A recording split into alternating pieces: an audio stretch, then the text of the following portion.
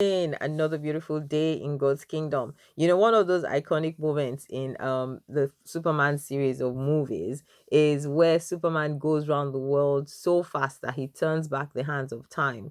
And I'm sure so many of us wish we could do that, on maybe some of the occasions, experiences that we've had in the past. But let's take a look at this story that we have before us today. And we're in the book of Mark, chapter 14, reading from verse 66. It says, "Now, as Peter was below in the courtyard, one of the servants of the high priest came. And when she saw Peter warming himself, she looked at him and said, 'You also were with Jesus of Nazareth.'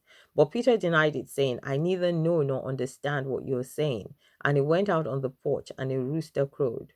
And the servant girl saw him again and began to say to those who stood by, 'This is one of them.'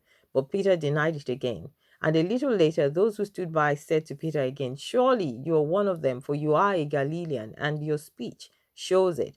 Then Peter began to curse and to swear, 'I do not know this man of whom you speak.'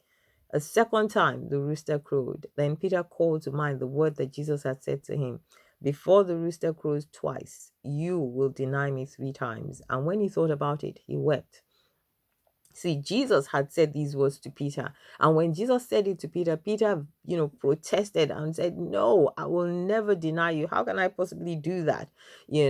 And it's exactly, sometimes those kind of things happen to us as well, where you say, 'Oh, I'm strong. I'm going to be able to stand. I will be loyal to you forever. I will do this. This, oh no, this can never happen to me. Or I would never, if I was in that situation, I would do exactly the opposite.' Just like maybe some people look at what happened with Jesus and think, 'Oh, if I was one of the disciples, I would have stayed there to fight to the very end,' and so on and so forth. That's because you haven't faced such a situation. Because like you and I, perhaps you've been through things like that where you look back now and you think, 'Ah, I could have done things differently. Goodness, if only I knew, I wouldn't have said those words. If only I knew, I would have taken a different action,' and so on and so forth. But you know what? We want to thank God that God is a God of mercy. You see, ahead of time, Jesus said to Peter, 'This is going to happen.'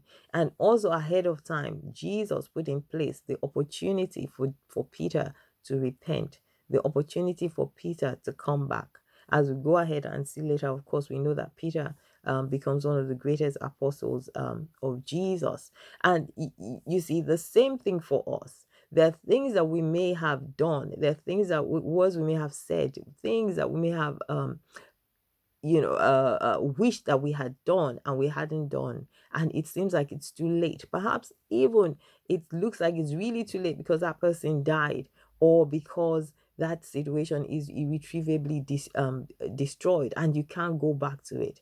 But you know what? Thank God that we have a God that is forgiving, a God that is loving, a God that knows how to make all things right. So all you need to do, even in this season, as we celebrate the Easter, as we celebrate the greatest sacrifice of all, why don't you come before God and say, 'God, forgive me. Those words I spoke, those things I said, that relationship I destroyed, whatever it is, wherever you are, you want to say, Lord, forgive me. Have mercy upon me. I repent. I'm sorry.' And God is a God of forgiveness, and He is faithful to His words, and He will forgive you. God bless you. Have a beautiful day.